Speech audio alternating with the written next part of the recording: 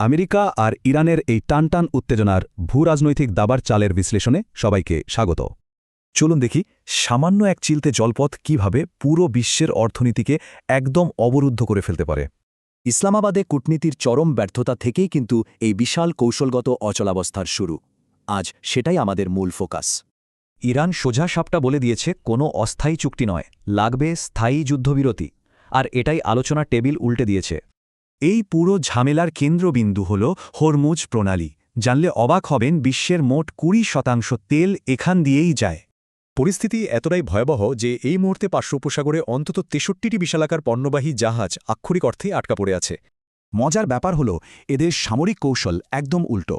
America চায় খোলা সমুদ্রে লড়তে, আর ইরানের পছন্দ এই সংকীর্ণ প্রণালী। এখানে ছোট স্পিডবোট, ড্রোন আর সাবমেরিন ব্যবহার করে ইরান অবিশ্বাস্য রকমের কৌশলগত সুবিধা আদায় করে নিচ্ছে।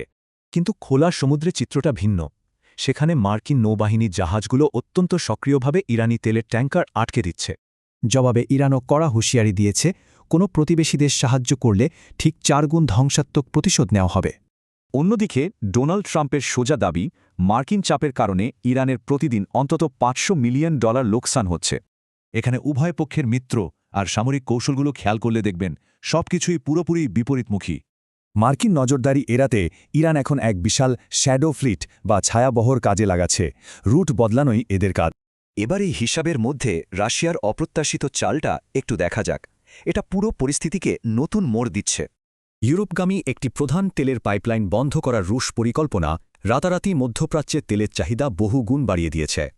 আর এই সুযোগেই জ্বালানি সংকটে ঢুকতে থাকা ইউরোপের ওপর ইরান এক দারুণ কূটনৈতিক সুবিধা পেয়ে গেছে।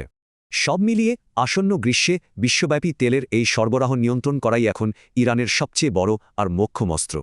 ধাপগুলো খেয়াল করুন। প্রণালী বন্ধ মানেই তেলের দাম আকাশ ছোঁয়া, যার সরাসরি প্রভাব পড়বে সাধারণ মার্কিন ভোটারদের ওপর।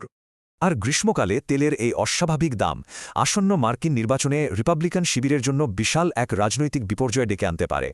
তাই সবচেয়ে বড় প্রশ্নটা থেকেই যাচ্ছে, যুক্তরাষ্ট্রকে পিছু হটে নিষেধাজ্ঞা শিথিল করবে নাকি ইরান উত্তেজনা আরও বাড়াবে? একদম সহজ কথায়, একটি ছোট্ট আঞ্চলিক বিবাদ এখন গোটা বিশ্বের অর্থনীতিকে জিম্মি করে ফেলেছে। আর এখানেই চূড়ান্ত চমক, এই এক চিলতে জলপথই কি শেষ পর্যন্ত নির্ধারণ করে দেবে পরবর্তী মার্কিন প্রেসিডেন্ট কে হচ্ছেন।